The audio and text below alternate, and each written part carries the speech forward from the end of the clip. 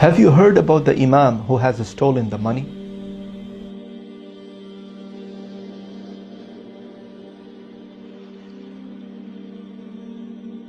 The story starts when one of the small villages in one of the African country, they hired an Imam.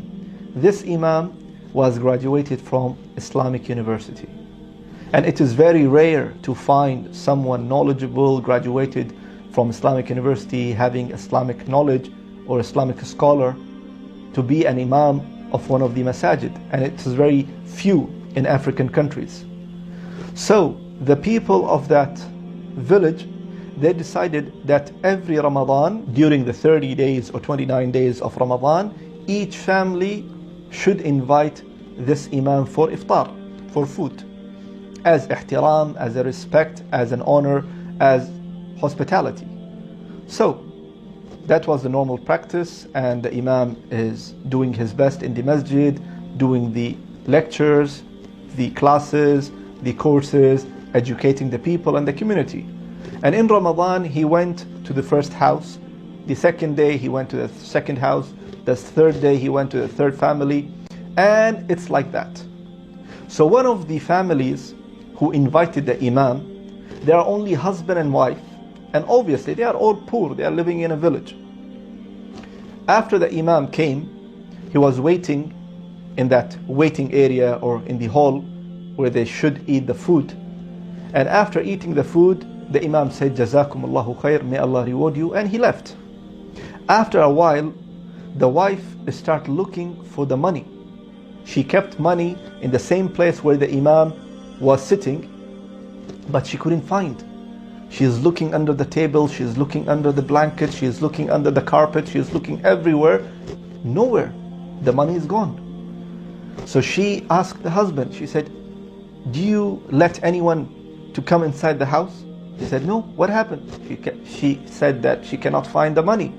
She said, yeah, I remember there was money and it was kept at certain place. And no one came in that house except the Imam. And he spent, some time, and we were busy making the food, and he was sitting alone at that specific room or that specific area.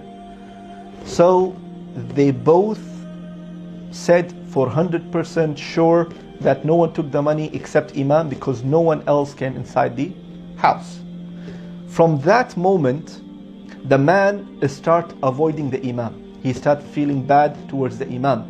Every time he goes to the masjid, he is avoiding the Imam. He is not trying to make any salam or any contact with the Imam. He prays in the corner or he prays and then leaves immediately without being in touch with the Imam, having that feeling that how come an Imam, how can he just get that kind of courage to take the money? Well, the year passes and the next Ramadan came. And as a normal practice of the people of the village, that everyone should invite an Imam for a day, for iftar. So one day he went to the first family, the second day he went to the second family, until the turn of this family who lost the money.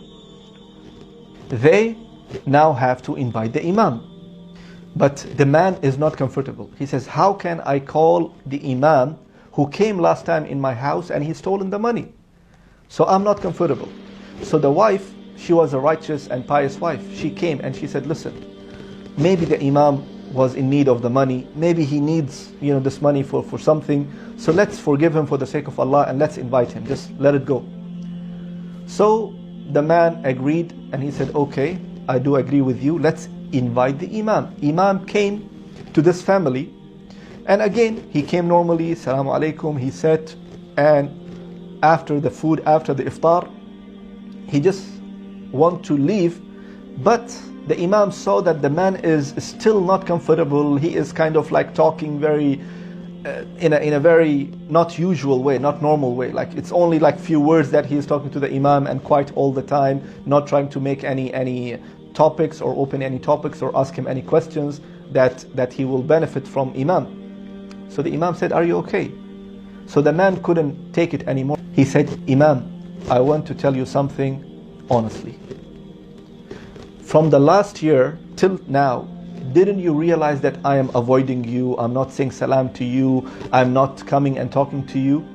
So the Imam said, yes, I realized, but I didn't get enough time to come and talk to you, to ask you what's happening, because I was also busy here and there.